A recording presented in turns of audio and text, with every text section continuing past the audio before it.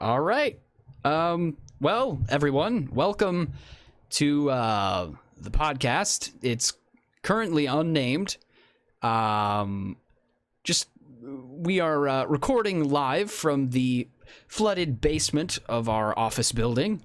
And I don't know why it's flooding. We're just going to keep our feet up off the floor, I suppose.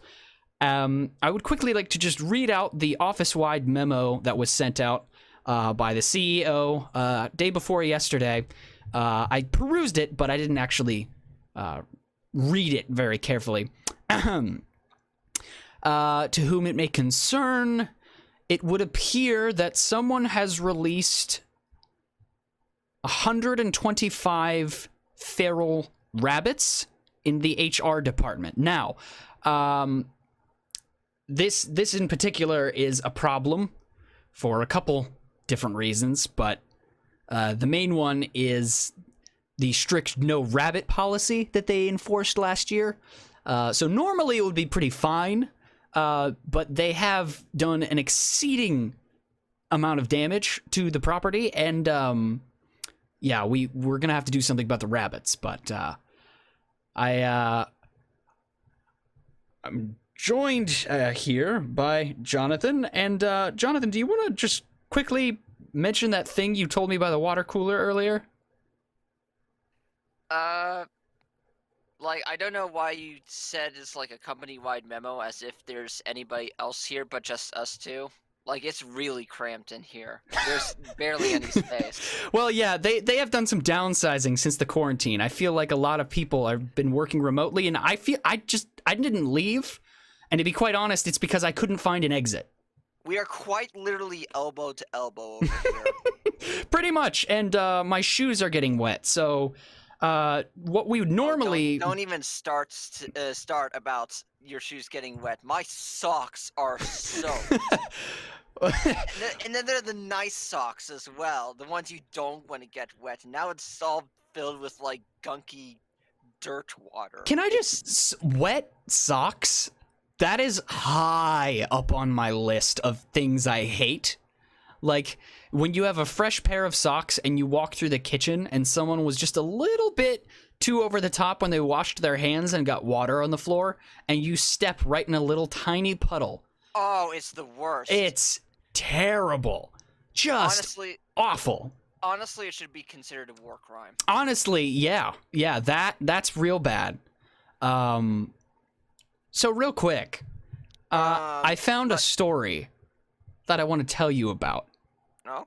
It's about a man named Lawrence Walters. Mm-hmm. Okay? And so he was this guy, right? Yeah, he always dreamed of flying. I mean, people can dream and such, and there are guys in the world, so keep going, get to the interesting part. So basically, he couldn't get into the Air Force because of his eyesight. All right?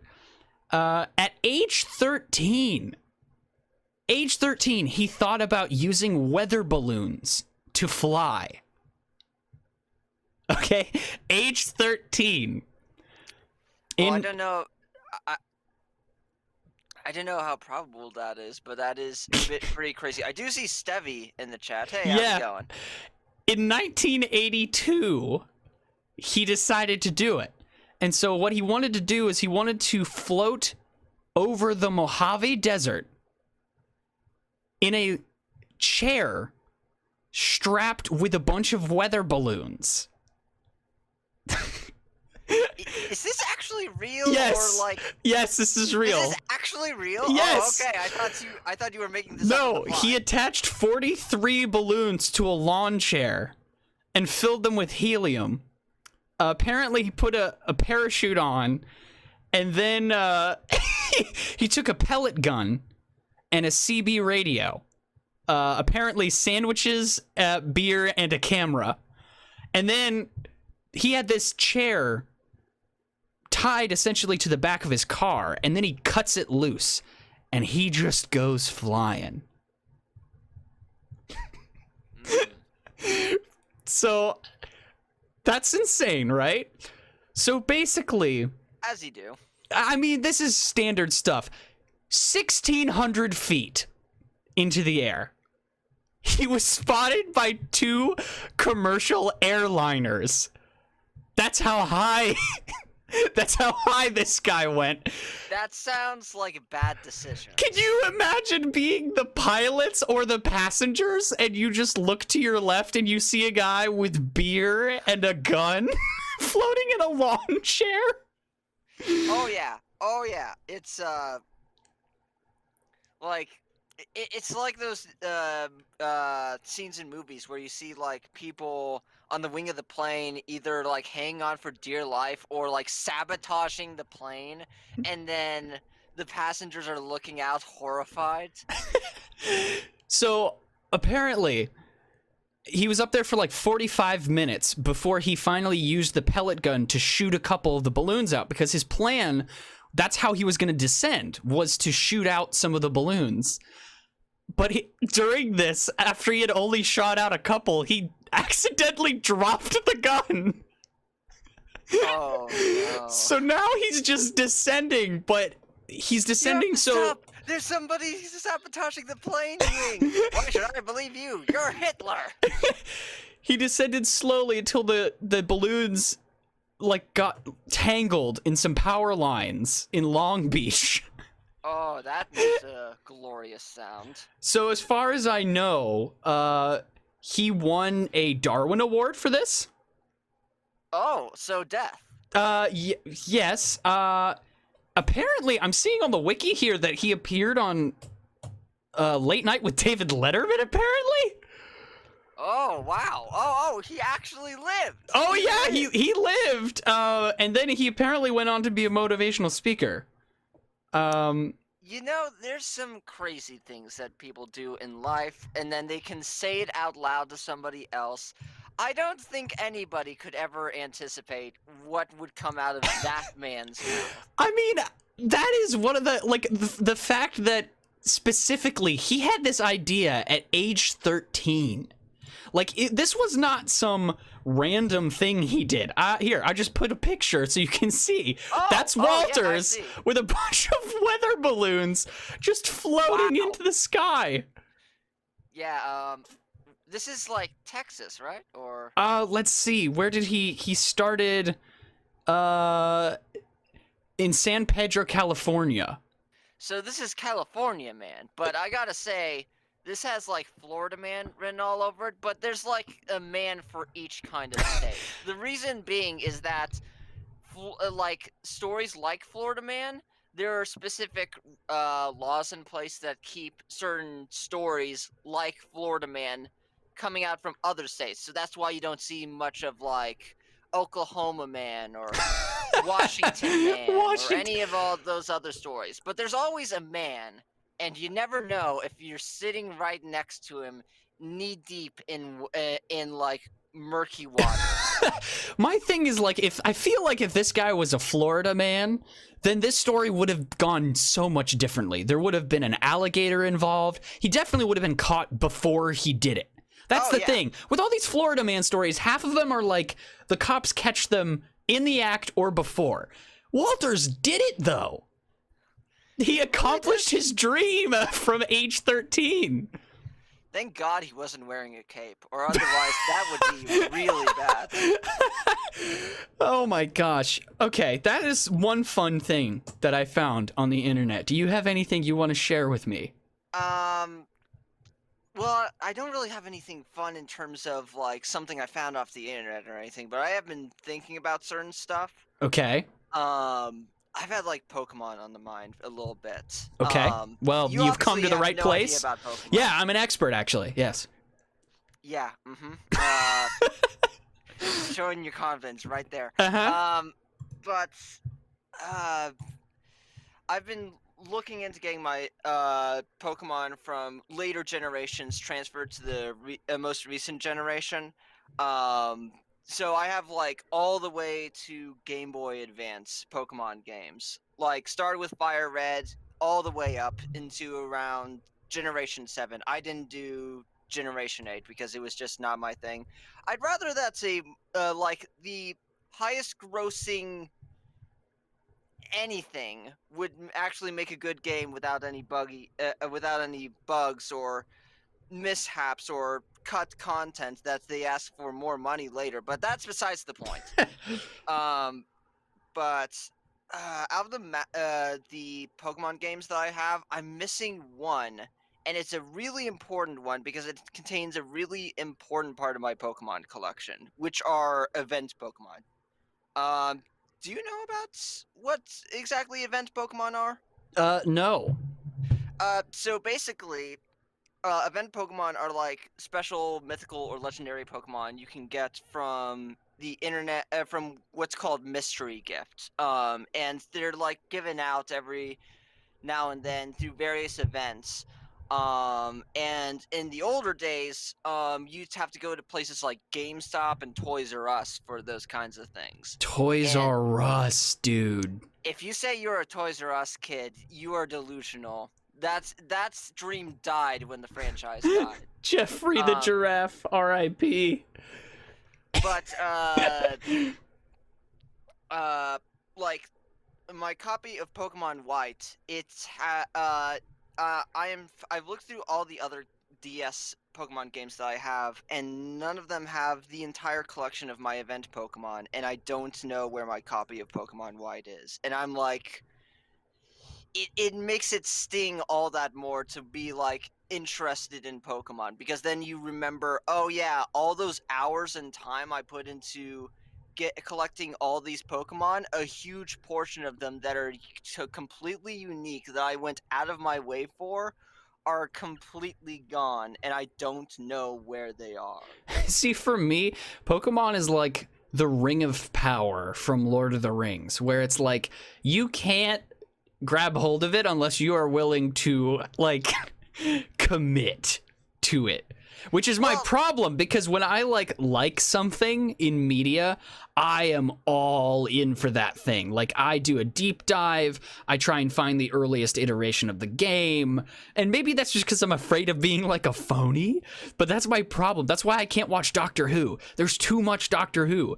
Like, when people tell me, oh, you don't have to watch from the beginning, I'm like, that's nonsense. Like, when you give doctors a number, I have to watch from the first one. Like, I can't just start at... It drives me crazy. Yeah, but that's a good reason why like Pokemon's tagline has changed completely. Like, it used to be "Gotta catch 'em all," and it was easy because there was only 151 of the darn critters, and now there's like around near 1,000, and they're coming out with Pokemon Scarlet and Violet coming up soon. I'm not sure if I'll get. I'm watching and waiting with anticipation and hopeful optimism. But considering that they literally butchered my favorite generation with the remix, not Pokemon Legends Arceus, I have to put that out of the way right there. Pokemon Legends Arceus looks like a decent enough game. It's a good game, but I wouldn't consider it a great game. Mm-hmm. The Brilliant Diamond and Shining Pearl, however, no, I don't want it. Why? Why? You, like, hold on. There's like a tiny computer here that we are looking at images here. Mm-hmm. Max, look up gameplay images for Brilliant Diamond and Shining Pearl, and you'll see what I mean by that. It looks like it's serviceable, but it's like, ugh. Oh no, like what did they do to the style of it? So basically what they did is that, like, the Generation 4 games are on the DS, and they had sprites and Oh and gosh, stuff like that. they're like, Yeah, and they just literally translated it to 3D in the most literal sense, and it looks disgusting. they look like those little squishy toys you could get at like checkout lines from those like quarter operated machines. It would be like a little plastic ball with like a little person character in it. That's what they look like. Yeah. And like in previous games, like like all the characters and trainers and like that were like normal size. They just crushed any hope I had of any of the remakes by crushing these characters into tiny soulless little 25 cents gachapon toys. They squished them. They've been squished. Seeing this character next to the regular version is like seeing a normal sized person standing next to me. wouldn't put it that far. I'd say like it's like the early animations for like in like Game Boy Advance and DS Pokemon games, where like it shows a full profile of your trainer after you've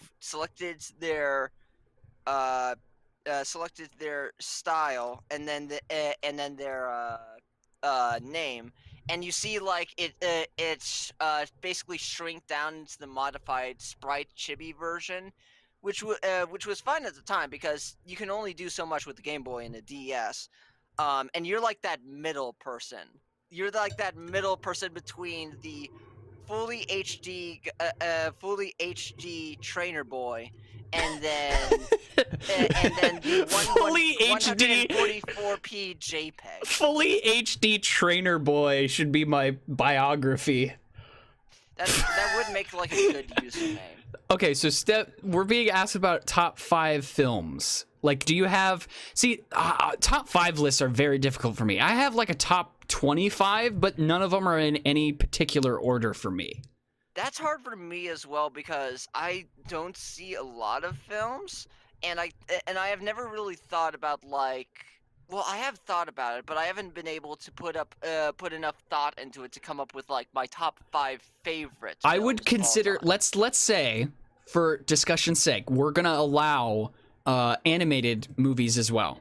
Like, just in general. Animated movies are movies as well. Right, Don't you right. dare I'm just try making to... sure that you, like, let's open it up fully. Let's make sure that we're clear here because, like, I know we were talking just recently, you and I, about how I have never seen any Studio Ghibli films, and I want to because they look amazing. I need to fix that. Yeah, I know. Don't worry, folks. I will get to Spirited that. Away in specific, like, the whole concept seems really, really dope to me, but I want to watch that. But, like, as far as, like, movies, within my top 20, Princess Bride is solidly in there, for sure. Inception's in there. And then, let's see, Mad World, which is an older movie from, like... Ooh, gosh. Well, hold on. When did that come out? That came out a while ago. 63. 1963. It's really funny. Real old boy hours here. I mean, as you know, we've discussed the fact that I am literally an old man in a young man's body. We dug him out of the earth. Yeah, and dusted me formed. off. They had those little paleontologist brushes that they were like gently caressing over my face. And then some poor person accidentally slammed a hammer into the skull. It's like that famous... Oh my gosh, I know exactly what you're talking about. Yep. That's from freaking Arrested Development. Really? That show. That's not an actual real life GIF, because I would have totally thought that was an actual real life GIF that happened. No. So what was really strange is, I saw that GIF before I saw the show. So when I was watching it through with my family, and it was when one of the characters does that to the skull, I was like, "Oh my gosh, I know that GIF." No. We don't talk about Jif peanut butter. It is GIF with a pronounceable G. Whoever says that it is Jif, you are wrong. I am sorry. Well, I hate to tell you this. But back to the topic at hand with top 5 favorite films. For me, I don't know which ones I consider in my top 5, but I do know Spider-Man Into the Spider-Verse is especially one that I absolutely adore, and I have high hopes for the sequel. Have you seen the teaser trailer for the sequel that's coming out? I haven't seen the teaser trailer yet, I don't think. I loved the first one. I loved how much they committed to the style of it, you know? Yeah, like, I love the style as well. I love that they didn't try to, like, pare it down and, like...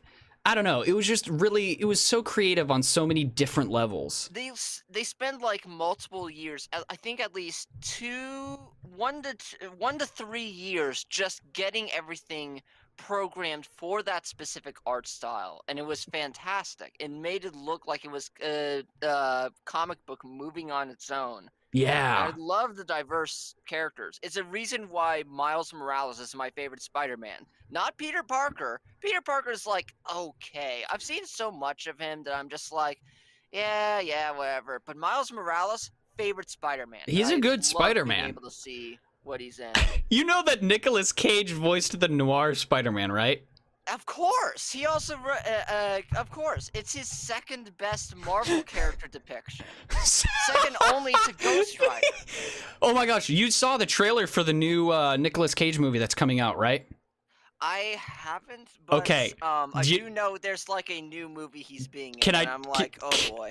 You know what? You want to know the premise of the movie? What is this premise? Guess Share with me this golden idea. Guess who Nick Cage is playing in his next film? Just guess. I mean, he's not playing it because he already is an eldritch deity. Well, yes, there is that, but just guess, who do you think Nicolas Cage, of all people, is playing in his next film? Pickles Cage. He is playing Nicolas Cage. I kid you not. The movie title is called The Unbearable Weight of Incredible Talent, I believe it is. And it basically is leading into the joke that he's like a broke actor who's like washed up and he's desperate for cash. So he gets hired to go to Pedro Pascal, aka the Mandalorian, to go to his like house on some island. And basically Pedro Pascal is actually like a criminal underworld figure who's like a big Nick Cage fan. And so the government has to ask Nick Cage to go undercover. But it's just Nick Cage. It's so... The premise, I have never like smiled harder or laughed harder at a trailer than when I saw that. I told you about Willy's Wonderland, right? Did you ever watch that one? No, what the hell is Willy's Wonderland? Imagine Five Nights at Freddy's, except that Nick Cage hunts the robots. I mean, that's not far out from what Nicolas Cage would do normally. Also, honestly. you know what's even better? Guess how many lines Nick Cage has in the entirety of this film? 5. 0. Good. His character says nothing. And I was talking with some friends about it. The running theory is just because since you have to pay actors for every line that they have, they blew their production budget and the entire budget just getting him on set, and they didn't have any money left to have him say anything. Good. As it should be. I hope that answers your question, Stevie, in some weird... roundabout way. Movies are fun. Movies are indeed fun. I especially like going to anime films or anything like that, or the Critical Role 7th anniversary I got to go to in theaters. It was really fun. I still that is one avenue of artistic expression that I want to know more about. I want to like experience more of that style because it's not something I'm used to, you know? Oh gosh, why do you bring up that picture? Now I'm seeing it. It's such a funny movie, dude. It's so bad. But it's so bad it's funny. But that's the thing. No. This is why like I appreciate Jello Apocalypse's rating scale, where it goes from 10 to -10, and the negative side of the numbers show ironic enjoyment. So if something's rated like a -7, it's a good time for ragging on people. The movies you gotta watch out for are the zeros, where there is literally nothing. Just nothing. To gain. That's a really like good Monsters rating vs. system. Aliens. I like that. That's a good rate. I would rate this movie a -8. It is solidly enjoyable. The first act of Willy's Wonderland is probably the most, like, insane thing ever. Like, every new thing that is added is insanity. Honestly, probably just Lucille Bluth in the... I'm trying to... Which... Hold on a second. I'm sorry, Stevie. I don't know who Lucille Bluth is. Okay, so real quick, do you know that that's the main character's, that's the protagonist's mom, and she is so funny. Like, all of her comments are just like so like fast. She's hilarious. But so basically the premise for Arrested Development is the fact that this character's dad gets taken to jail because he's been like defrauding the company or whatever. He's like a criminal. And basically their family has this development of houses. They're like an architectural firm or something. And they are so destitute that they're living in like one of the show houses on their property. So it's just a shot. It's just a shot of like this fake. It's essentially a fake house. Like, it doesn't have a lot of like actual house stuff because it's just like a model, and that's where the characters live. So it's so funny. Hold on. You know, your thoughts on architecture remind me of something that I have to pull up here. Let me find it real quick. Oh no.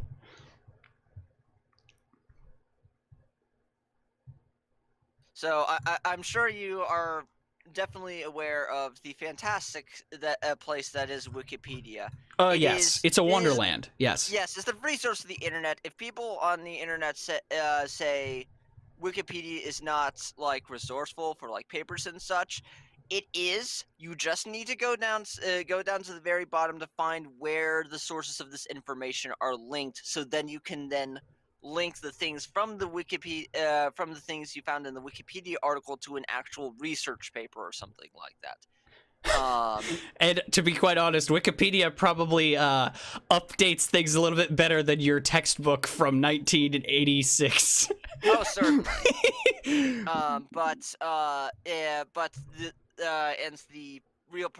only real problem of that is Wikipedia vandalism, which I do not condone, but sometimes it's really funny. But okay, I'm dying to know, what is this Wikipedia article you're talking about? This is the Wikipedia article for like a chair. This is like this is like a definition of a chair. I'm going to say here is not what is on the Wikipedia site today, but this is like the old version of it, and it is really funny to hear this. Okay. So, a chair is a piece of furniture with a raised surface used to sit on, commonly for use by one person. Chairs are most soft and supported by 4 legs and have a back. However, a chair can have 3 legs or it could have a different shape. A chair without a back or armrest is a stool, or when raised up, a bar stool. A chair with arms is an armchair, and with folding action and inclining footrest, a recliner. A permanently fixed chair in a train or theater is a seat, or in an airplane, an airline seat. When riding, it is a saddle, and bicycle saddle, and for an automobile, a car seat, or infant's car seat. With wheels, it is a wheelchair, and when hung from above, a swing. A chair for more than one person is a couch, sofa, settee, or love seat, or a bench. A separate footrest for a chair is known as an ottoman, hassock, or poof. Wait, what? Wait, what? Say that again? Poof, Palf, it's spelled Pouffe. I don't know what that is. The chair is known for its antiquity and simplicity, although for many centuries it was an article of state and dignity rather than an article of ordinary use. The chair is still extensively used as the emblem of authority in the House of Commons in the United Kingdom and Canada, and in many other settings. I do appreciate that the USA is not listed in that.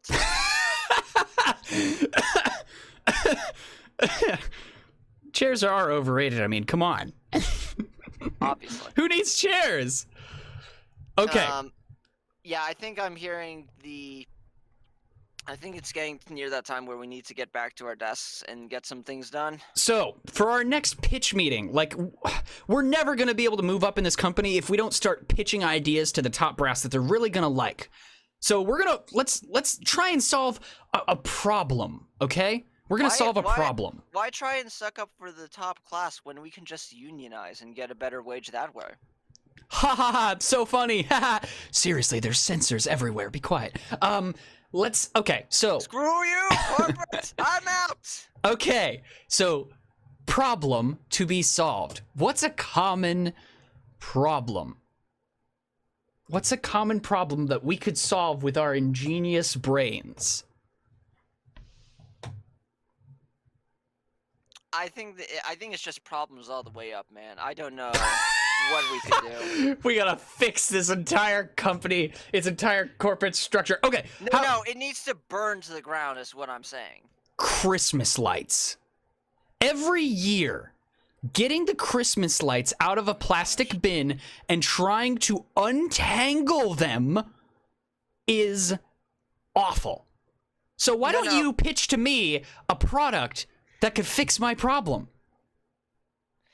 There is no fix for your problem. There's probably like an idea for a separate business where somebody comes and gets your Christmas gets your Christmas lights and hangs them up for you.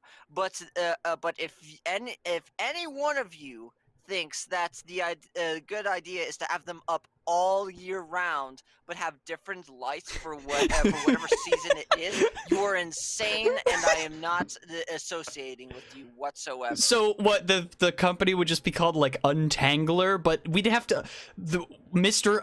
Untangler, like a van just pulls up and a guy just gruffly walks in, takes a couple drags from his cigarette, walks over to a jumble of cables and cords and just starts going for it? Yeah, you could pay for. You could pay, honestly, I feel people would pay for that. Or like someone who's knotted their laces up on their shoes too bad.